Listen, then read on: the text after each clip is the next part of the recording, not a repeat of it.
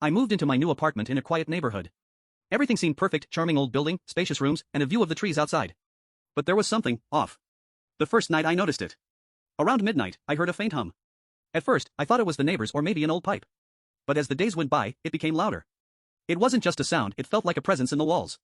It wasn't consistent either, always different pitches, like it was breathing. One night, unable to ignore it any longer, I decided to investigate. I grabbed a flashlight and checked every room, but I couldn't find the source. The humming seemed to follow me as I moved through the apartment. It was coming from inside the walls. I pressed my ear against the wall, heart pounding. Then, a voice murmured, "I see you." I froze. I wasn't imagining it. The voice was clear, cold. Terrified, I rushed to the landlord the next day, but she only shrugged when I told her. "These old buildings are full of strange noises," she said with a strange smile. "Some people say the hum is the house's heartbeat." But it didn't stop. Every night it got louder, and then, it started moving. I began to hear footsteps. Soft, shuffling footsteps inside the walls. They'd follow me around the apartment, creeping behind me like something was just out of sight. One night, I decided to record the noise to prove to myself I wasn't losing it. I set my phone on the floor in the living room, hit record, and waited. The humming started, but it was different this time.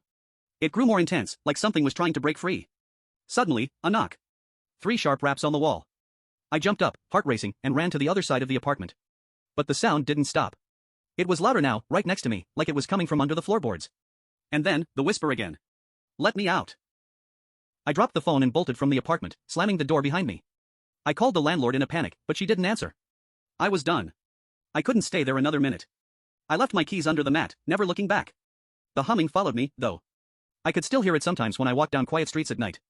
But I heard something else, too. A new sound. Knocking. 3 sharp raps, just behind me.